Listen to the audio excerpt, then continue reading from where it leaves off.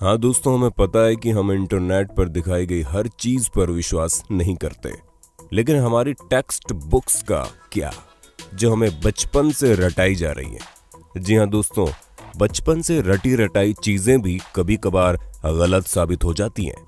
फिर चाहे वो ग्रेट वॉल ऑफ चाइना का स्पेस से दिखना हो या फिर जीनियस अल्बर्ट आइंस्टीन का स्कूल में मैथ में फेल हो जाना। इसलिए दोस्तों, दिल थाम कर बैठिए, क्योंकि आज हम आपको उन झूठ के बारे में बताने वाले हैं जिन्हें आप सदियों से सच मानते आ रहे हैं। और अंत में जो सच्चाई हमने आपके सामने रखी है ना, उसे जानकर आप हंसी से लोटपोट हो जाएंगे। दोस्तों, अगर हम आपसे पूछें कि इजिप्ट में बना पिरामिड किसने बनाया था, तो हमें पता आप यही जवाब देंगे कि इजिप्ट में रहने वाले मजदूरों ने मेहनत करके इस पिरामिड को तैयार किया था। लेकिन हम आपके भ्रम को तोड़ते हुए ये कहना चाहते हैं कि बिल्कुल भी सच नहीं है। असल में इस पिरामिड को बनाने वाले ज्यादातर लोग मजदूर थे ही नहीं। जी हाँ, इस पिरामिड को बनाने के लिए एंशिएंट इजिप्ट की अच्छी खासी पॉपुलेशन ने अपना बढ़ चढ़कर योगदान दिया था, जहां करीब 85 सालों तक, जिसमें 2589 बीसी से लेकर 2504 बीसी का समय लगा। और इतने समय के अंतराल में इजिप्ट के रहने वाले लोगों ने अपना खून पसीना करके इस पिरामिड को तैयार किया था, ताकि वो अपने नेशनल आइकॉन को खड़ा कर सके। ऐसे में जो लोग इतने बड़े बड़े पत्थरों को नहीं उठा सकते थे, उन्होंने यहाँ पर काम करने वाले लोगों के लिए खाना, रहने और बाकी चीजों की व्यवस्था की। यानी कि हर इंसान ने अपने लेवल का काम किया, जिसमें कुछ लोग सिक्योरिटी के लिए काम करते थे, तो कुछ लोग भारी भरकम पत्थरों को जुटाने के लिए दूर दराज इलाकों में चले जाते थे, ताकि वो अपने नेशनल आइकॉन को खड़ा कर सके। ऐसे में दोस्तों, उनकी मेहनत रंग लाई और ये पिरामिड वाकई में दुनिया भर में जाना जाता है। चलिए दोस्तों, अब आपके सबसे फेवरेट माइकल जैक्सन की बात करते हैं, क्योंकि इस बात से कोई इनकार नहीं कर सकता कि माइकल जैक्सन ने पॉप म्यूजिक में एक अलग ही मुकाम हासिल किया था, जहां ये सिंगर के साथ साथ एक बेहतरीन डांसर भी थे। और इनके डांस मूव तो वाकई माशाल्लाह थे। ऐसे में उनका मून वॉक करने का जो स्टाइल था, वो लोगों में बड़ा फेमस हुआ। पर अफसोस दोस्तों, आपको ये जानकर हैरानी होगी कि इस मून वॉक को माइकल जैक्सन ने इवेंट नहीं किया था। हालांकि उन्होंने इसे सबसे पहले 1983 में परफॉर्म किया था।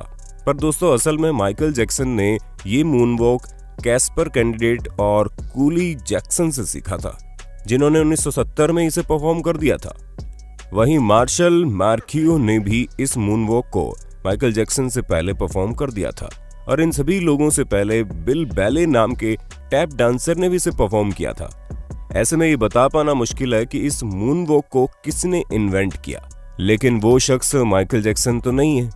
अब आप एक और सिर घुमा देने वाली बात सुनिए, क्योंकि आप लोगों ने कार्बन डेटिंग का नाम तो सुना ही होगा। अरे नहीं दोस्तों, ये टिंडर में राइट लेफ्ट स्वाइप करने वाली डेटिंग नहीं है, बल्कि एक ऐसा मेथड है जिसके जरिए एटमॉस्फेयर में कार्बन डाइऑक्साइड के चेंज होने पर चीजों की असली उम्र बताई जा सकती है। ऐसे में आर्कियोलॉजिस्ट कार्बन डेटिंग का इस्तेमाल करके ये पता लगाते हैं कि उनके द्वारा खोजी गई चीजें कितनी पुरानी है। और इसी वजह से हम भी आपको जितनी भी चीजों की जानकारी देते हैं, उनकी उम्र कार्बन डेटिंग के हिसाब से ही होती है।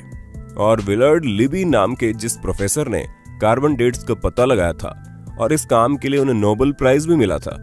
लेकिन दोस्तों, दिल थाम लीजिए, क्योंकि हम आपको बता दें कि कार्बन डेटिंग के जरिए चीजों की असली उम्र पता लगाना बहुत मुश्किल है। और ऐसा इसलिए क्योंकि हर जगह का एटमॉस्फेयर अलग अलग तरीके से चेंज होता है। हालांकि कुछ हद तक चीजें सही जा सकती है, लेकिन अब आप खुद सोचिए कि दो प्लांट हो, जिनमें से एक अमेरिका में हो और एक ग्रीनलैंड में, तो जाहिर सी बात है कि टेम्परेचर इफेक्ट की वजह से दोनों की ग्रोथ में काफी डिफरेंस आएगा। इसी तरह से कार्बन डेटिंग का भी हिसाब किताब है। अब चलिए दोस्तों, आपको एक और मिथ बस्टर स्टोरी सुनाते हैं, जो किसी और की नहीं बल्कि लॉक नेस मॉन्स्टर की फेक फोटो स्टोरी है। जी हाँ दोस्तों, जहां इस मॉन्स्टर की फोटो को न्यूज़पेपर में दिखाकर लोगों को हैरान करने में कोई कसर नहीं छोड़ी गई थी। और कई सारे लोग तो इस बात पर विश्वास भी कर बैठे थे कि सालों पहले गायब हो चुका ये क्रिएचर अब वापस से तहलका मचाने आ गया है। ऐसे में दोस्तों, लॉक नेस को स्कॉटलैंड में देखे जाने की बात कही गई। इस तस्वीर को सबसे पहले रॉबर्ट केनेथ विल्सन ने 1934 में लोगों के सामने रखा, और करीब 60 सालों तक इनकी ली गई इस तस्वीर को सच्चा समझा जा रहा था। लेकिन वो कहते हैं ना कि झूठ के दिन 4, सच चले 1000 साल। हाँ दोस्तों, हमें पता है हमारी बनाई गई कहावत उतनी अच्छी नहीं है, लेकिन इस जगह पर बिल्कुल फिट बैठती है, क्योंकि 1994 में ये बात लोगों के सामने आ गई कि लॉक नेस मॉन्स्टर का जो शेप उस तस्वीर में था वो कुछ और नहीं बल्कि एक टॉय सबमरीन थी, जिसे पानी में इस तरह डाला गया था कि वो उस क्रिएचर की तरह दिखाई दे। और ऐसा मर्म्यूडेक नाम के जर्नलिस्ट ने किया था ताकि वो अपने न्यूज़पेपर से बदला ले सके, क्योंकि उनके न्यूज़पेपर ने लॉक नेस मॉन्स्टर के बारे में छापने की वजह से उन्हें बातें सुना दी थी। और इसी वजह से उन्होंने इतनी बड़ी कहानी रची जिसके चंगुल में दुनिया करीब 60 सालों तक थी। दोस्तों, जब आप दुनिया के अजूबों के बारे में सोचते होंगे तो आपके दिमाग में सबसे पहले क्या आता होगा? माचू पिच्चू, ताजमहल या ग्रेट वॉल ऑफ चाइना? लेकिन बाकी सबका तो ठीक है, लेकिन ग्रेट वॉल ऑफ चाइना के बारे में हम आपको बता दें ये इतना भी ग्रेट नहीं है कि स्पेस से दिखने लग जाए। जी हाँ दोस्तों, क्योंकि सच्चाई तो ये है कि ये इतना बड़ा भी नहीं है कि इसे हमारे एटमॉस्फेयर के बाहर किसी भी जगह से देखा जा सके, फिर चाहे वो मून ही क्यों ना हो जो हमारे सबसे करीब है। और ये हम अपने मन से नहीं कह रहे, बल्कि खुद नासा ने इस बात को साबित किया है। हालांकि भले ही 21,196 किलोमीटर लंबी हो, लेकिन अगर हम इसकी चौड़ाई की बात करें तो ये बॉटम से मात्र 20 फुट चौड़ी है और टॉप से केवल 16 फुट चौड़ी है। हम आपको बता दें कि ये अफवाह 1754 के आसपास शुरू हुई। ऐसे में ये चीज हमारे चांद पर पहुंचने और स्पेस में सैटेलाइट पहुंचाने से बहुत पहले की बात है, तो ये सिवाय अफवाह के और कुछ नहीं है। अब भले ही हर साल यहाँ पर करोड़ों की संख्या में लोग आते हो, लेकिन अफसोस वो चाइना की जिस दीवार पर खड़े होते हैं वो स्पेस से तो नहीं दिखती। चलिए दोस्तों, चाइना से आप हमें ये बता दो कि दुनिया भर में तहलका मचाने वाला कोरोना वायरस चाइना की किस जगह पर सबसे पहले फैला था? हमें पता है आपको जवाब पता होगा, इसलिए कमेंट बॉक्स में एक भी इंसान का जवाब छूटना नहीं चाहिए।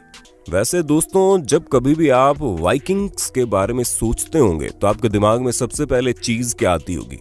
हमें पता है ज्यादातर लोगों को बड़े से जहाज का साइज और सींग निकले हुए हेलमेट याद आते होंगे, पर हम आपको बता दें ये दोनों ही चीजें झूठी हैं, जो कि हमारी मेन स्ट्रीम मीडिया द्वारा हमारे दिमाग में डाली गई। असल में कई सारे हिस्टोरियंस को वाइकिंग्स के समय के टूल्स मिले हैं, जिनमें से एक भी हेलमेट ऐसा नहीं मिला जिसमें सींग लगे हों। हालांकि ये माना जा सकता है कि वो लोग लड़ते टाइम खुद को बचाने के लिए हेलमेट का यूज करते होंगे, लेकिन इसका मतलब ये नहीं है कि उनके हेलमेट में ही डायरेक्ट सींग लगे हों। दोस्तों, ये जो अफवाह है ये तब से फैलनी शुरू हुई जब गुस्ताव मालस्ट्रोम नाम के आर्टिस्ट ने अपने आर्ट में वाइकिंग्स के हेलमेट में सींग लगा दिए, और तभी से लोग ये समझने लगे कि उनके हेलमेट में सींग होते थे, जबकि ऐसा कुछ भी नहीं है। तो दोस्तों, हमें पूरी उम्मीद है आपको अपने होस्ट और दोस्त सैम की वीडियो में मजा आ रहा होगा।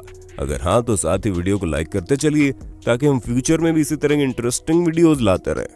दोस्तों, अब हम आपके दिमाग की सबसे बड़ी उपज को दूर करते हैं, क्योंकि कई सारे लोगों को ये सिखाया जाता है कि अल्बर्ट आइंस्टीन जो कि इतने बड़े जीनियस थे, वो हाई स्कूल में बेसिक मैथ की वजह से फेल हो गए थे। तो दोस्तों, ये बिल्कुल गलत है। जी हाँ, ऐसा कुछ भी नहीं है, बल्कि आइंस्टीन तो उल्टा मैथ के जीनियस थे, जहां मात्र 15 साल की उम्र में उन्होंने मैथ में अपनी बहुत अच्छी पकड़ बना ली थी। अब दोस्तों, जाहिर सी बात है, जो शख्स फिजिक्स की दुनिया में इतनी बड़ी उपलब्धियां पाया हो, उसे बेसिक मैथ ना आती हो, वो भी हाई स्कूल के समय में, ये चीज थोड़ी सी खटकती है। पर हमें तो बुरा उन